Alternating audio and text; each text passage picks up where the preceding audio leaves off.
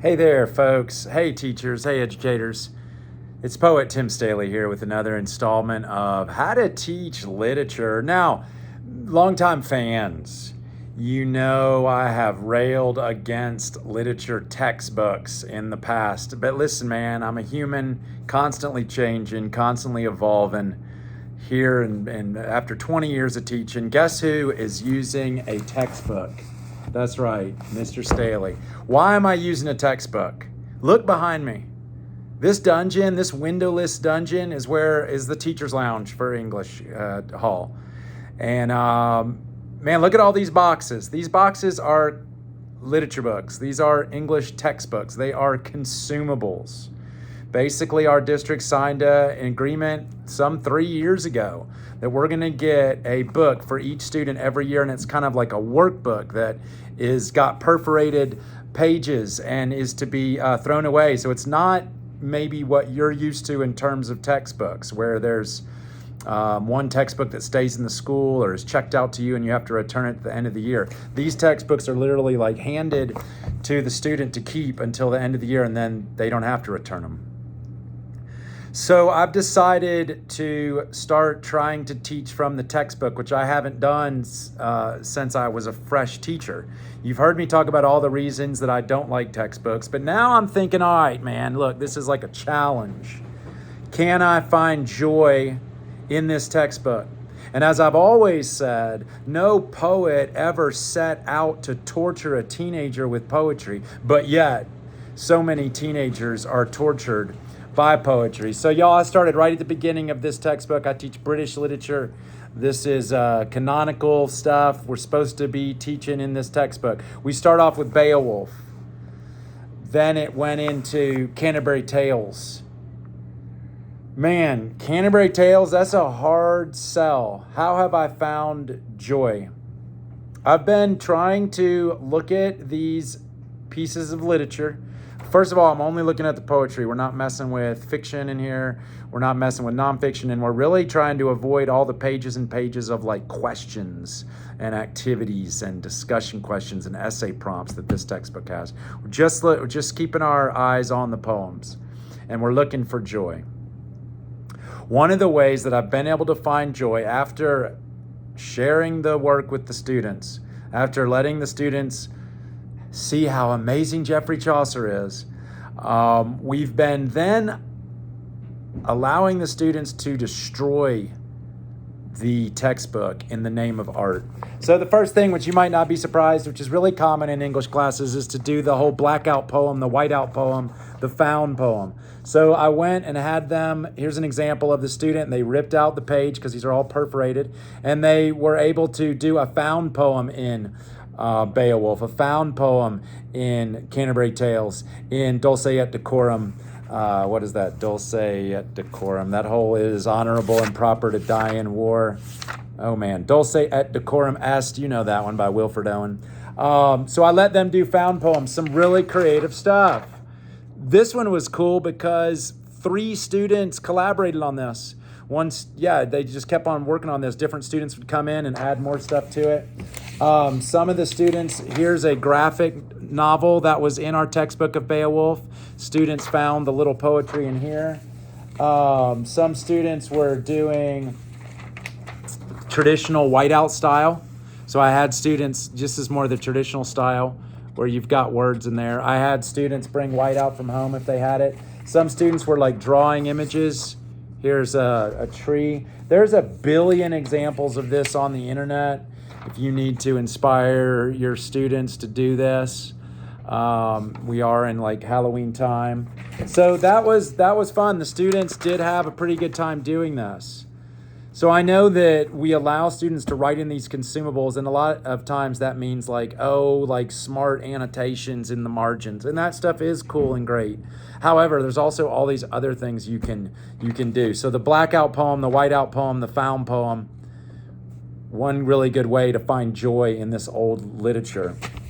Another good way to find joy in this old literature is to let the students completely deface, vandalize, graffiti, destroy The imagery. So, y'all, we got a Macbeth next up in this textbook. British literature. We got Macbeth by William Shakespeare.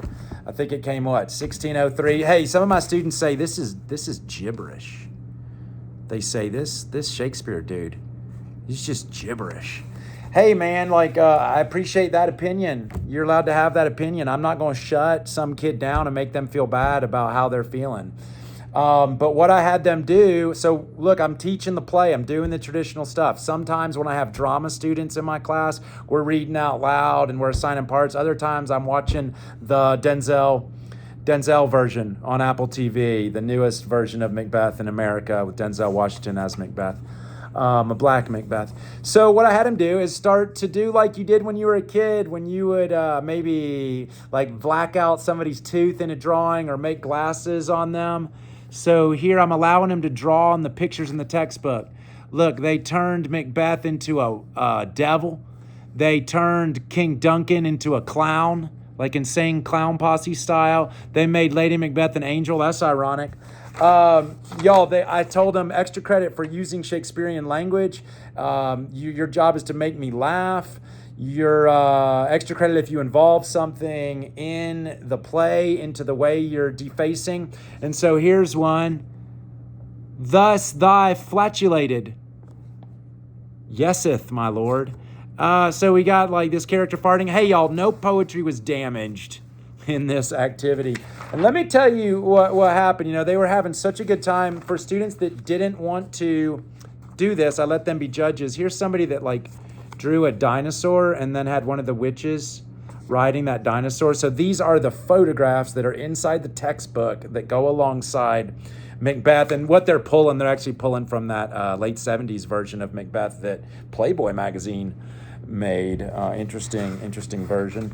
But then I would have 3 judges from the class, 3 of their peers, be the judges to determine what the winning pictures were, like the winning pictures that they had like defiled or done graffiti on. And this was one of the winners.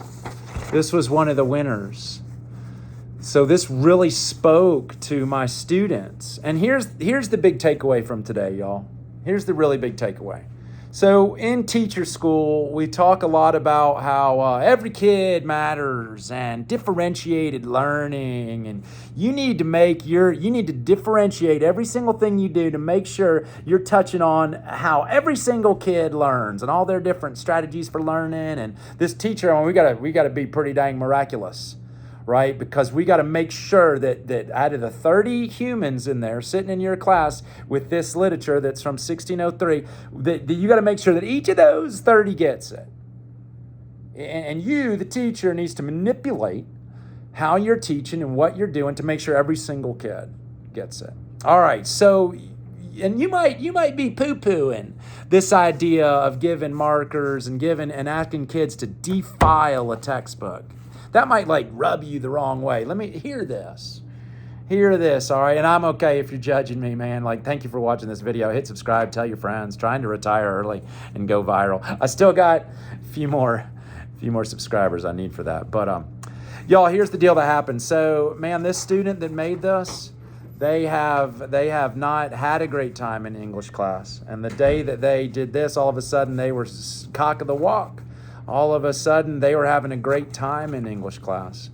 And so my lesson is that, like, man, that day that they won first place in our class for the way in which they did graffiti on top of this Macbeth, they were, like, loving English class that day.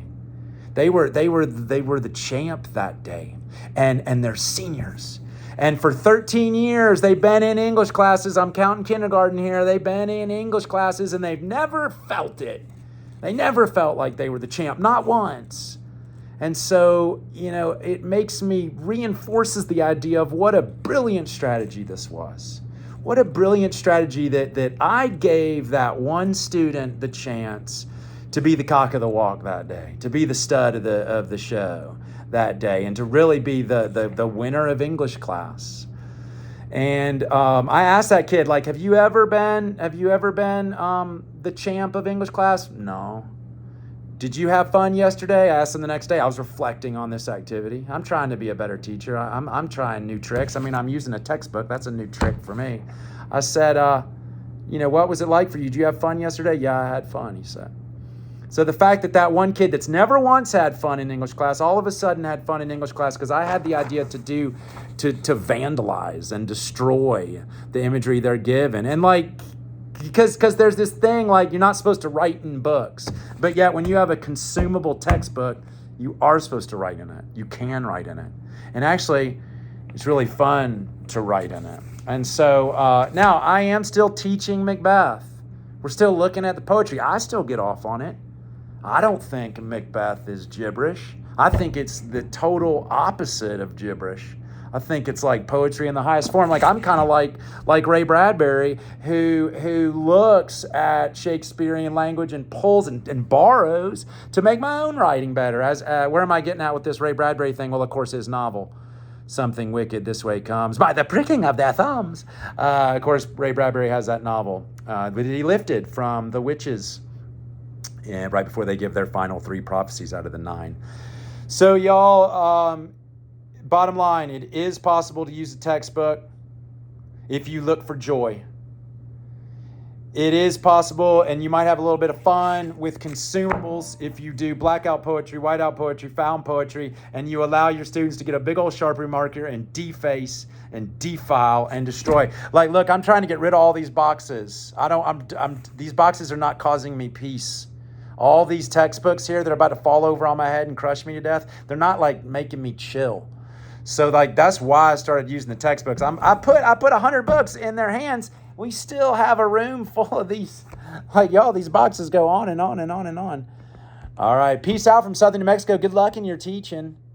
Y'all are fighting the good fight. I know the work you do on those front lines. The rest of the country don't get it. I get it. I know what you're doing. I see you. Y'all are doing good. Keep on fighting the fight, nah?